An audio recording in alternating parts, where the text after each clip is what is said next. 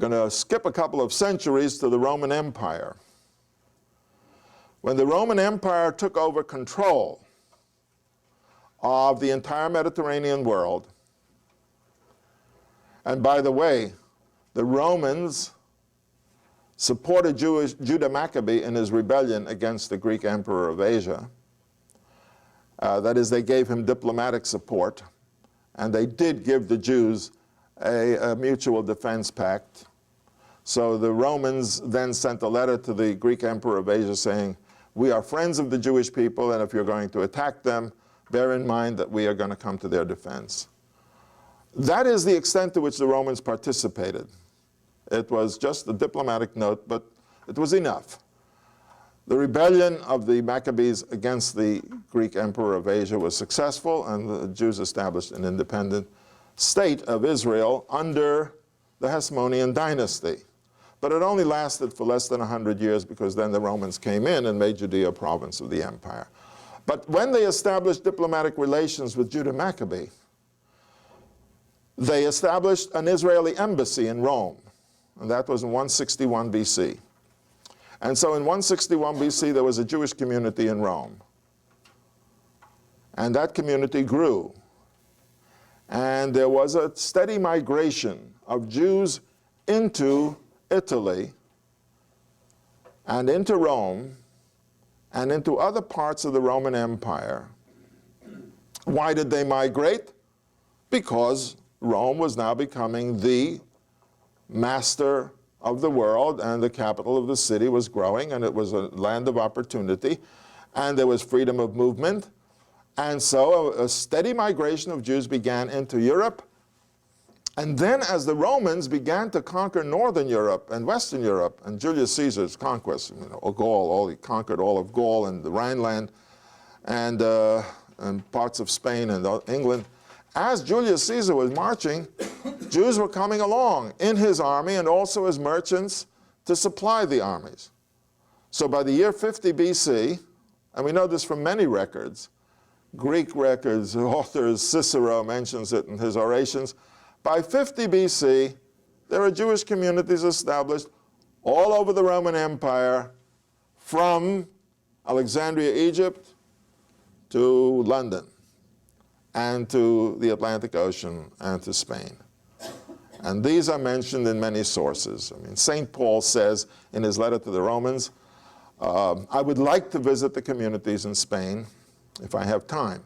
He never got there. But the point is, when he says the communities in Spain, we realize that these were Jewish communities, because at the time of St. Paul, Christianity was beginning to grow within the synagogues and then breaking away to form their own form of Judaism, which ultimately evolved into Christianity.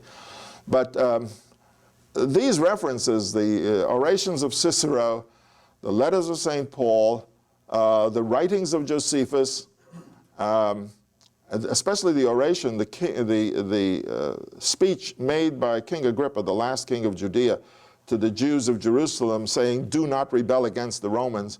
But it's a long and very eloquent speech.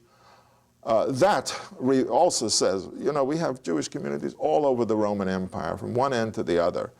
And why should you jeopardize their condition and situation by making war against the Romans?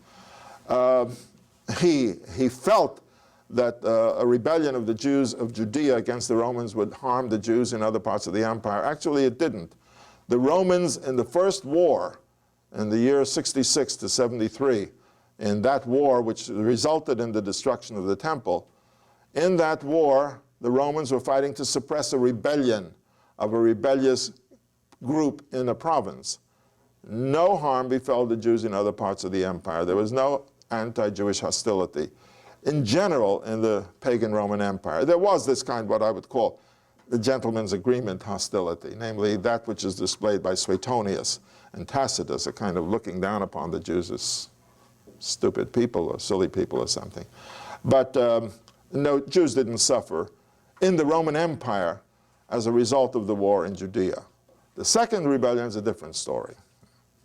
Now, therefore, one thing you should bear in mind, and that is the diaspora of the Jewish people, which extended around the world, or at least from India to the Atlantic Ocean, over Western Asia and all of Europe.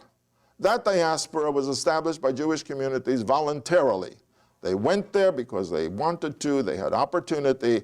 And by the way, when the Roman armies were moving north, you know, these were armies. They didn't have planes bringing in PXs and bringing in the supermarkets. They were just armies moving and taking whatever they could. And once they established themselves in colonies, then merchants began to move out of Italy to bring them goods and stuff which they could buy. And among these merchants, a significant proportion were Jews for a very important reason. You have a question? No. They were a very important reason. You see, if the Romans were saying, look, we have armies up there and they need stuff, why don't you merchants go and bring your stuff there? You'll make 4 times the profit because you have to make the journey. Well, more Jews went than native Italians because the Jews were already, psychologically, once removed. In other words, they were immigrants, and they figured, well, let's make another move. And so they went in larger numbers. In the city of Colonia, that is the great Colonia Agrippinensis, the Roman colony in northern, on the Rhine River, which became the city of Colonia, which is Colonia in French and Köln in German, the city of Cologne. That was a Roman colony established around 50 BC, or a little earlier. And the Jews were a significant proportion of its Roman population. And we know that also from inscriptions and also from recent excavations which were made in Cologne, which revealed so many interesting things, a synagogue and a mikveh. You know what a mikveh is, and other things which show that there was a thriving Jewish community there. So that is the nature of the Jewish diaspora. That is how it was established. It was not caused by an expulsion of the Jews from the land of Israel, which is a standard piece of misinformation which appears in many history books, unfortunately, that when the Romans destroyed Jerusalem in the year 70 and destroyed the temple, they drove the Jews out, or the Jews were dispersed. That is not what happened. Those exiles who were taken in 721 BC were forcibly deported. Those Jews who were taken out of Jerusalem in the year 586 BC were forcibly deported. But after that, after 539, they could all have gone back to Israel if they wanted to. So after 539 BC, all Jewish colonies outside the land of Israel are voluntary. Nobody's forcing them. I mean, the Emperor Cyrus said, you go back and rebuild Jerusalem and go back to the land of Israel. But if you don't want to, then, you know, God bless you. Do whatever you want, but please help me to rebuild Israel. That's all he says. So after that, it's all voluntary. And the only exile which is compulsory is the one that was established after the church became the official religion of the Roman Empire. We'll get to that.